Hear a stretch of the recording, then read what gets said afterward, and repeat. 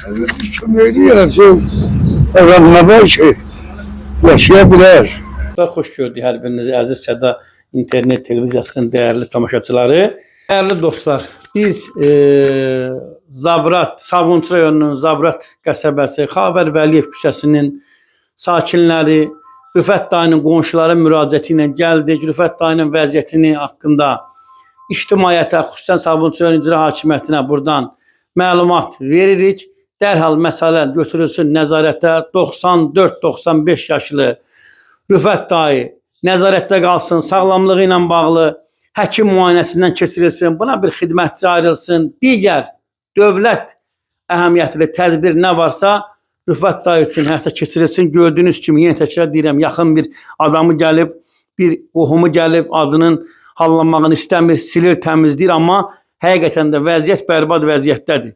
Yəni bu çəkə göstərə bilərsiniz, adam özü gəlib, özü təmizləyir. Vaxtilə deyir, xidmətçi olub burada. İndi o xidmətçi necə olub, onu da yəqin ki, icra hakimiyyəti araşdırar. Ben dedim ki köməkli lazım.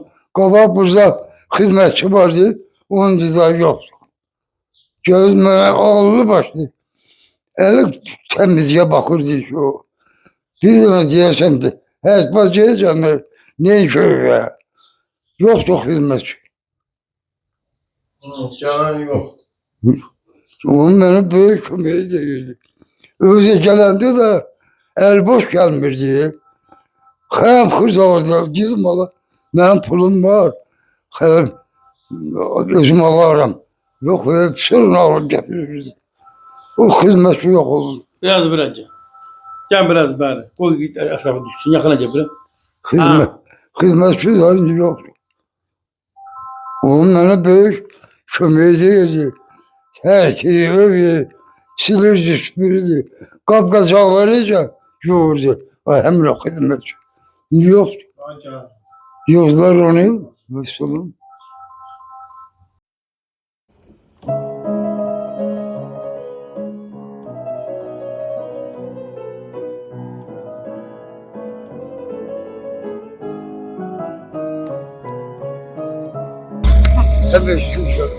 Böyle inşallah seni yerleştirirler yəqin ki.